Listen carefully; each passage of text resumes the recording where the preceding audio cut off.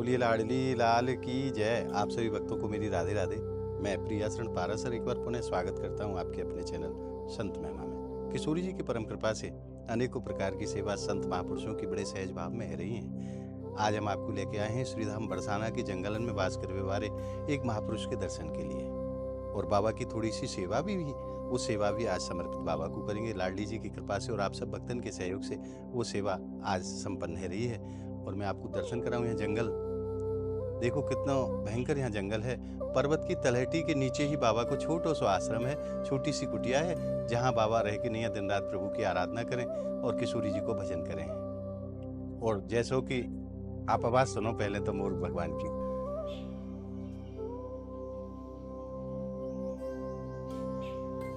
जंगल रहने के कारण यहाँ अनेकों प्रकार के जहरीले जीव जंतु भी यहाँ वास करें हैं, क्योंकि जंगल ही उनको घर है।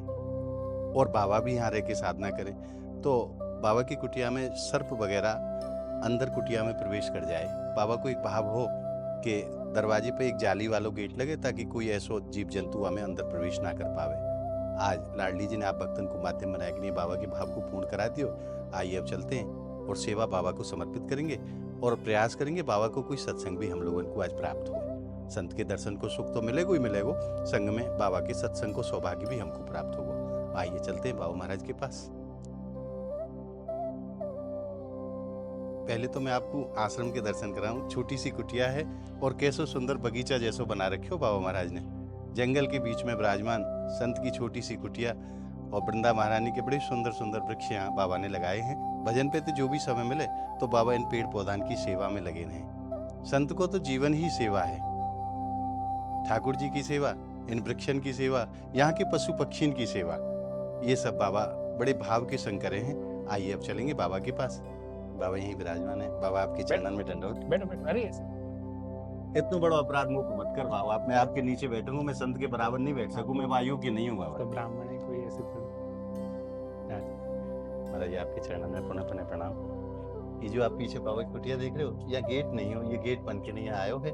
आज कारीगर आ गए हैं और ये थोड़ी देर में कुटिया में फिट करेंगे आपको, क्योंकि यहाँ अनेकों जीव जंतु रहते हैं तो बाबा की कुटिया में सर्प आदि प्रवेश कर जाए।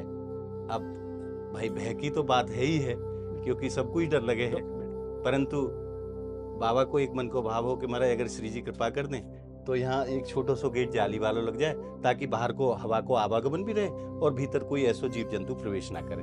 आज महारानी ने कृपा करी, आप भक्तन को माध्यम बनाए कि नहीं बाबा की सेवा बाबा को समर्पित कर रहे हैं। महाराज जी श्री जी ने कृपा कर दी है और आपकी कुटिया को गेट, उधर में जो स्टोर वालों गेट, वो दोनों ही सेवा आपको समर्पित है।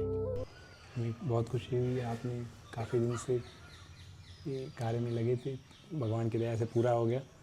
और जिन भी भक्तों के माध्यम से ये सेवा हुई है, हम पुनः एक बार धन्यवाद कहते हैं। सब भगवान की कृपा सब पर बनी रहे, सब स्वस्थ रहें, निरोग रहें, प्रसन्न रहें।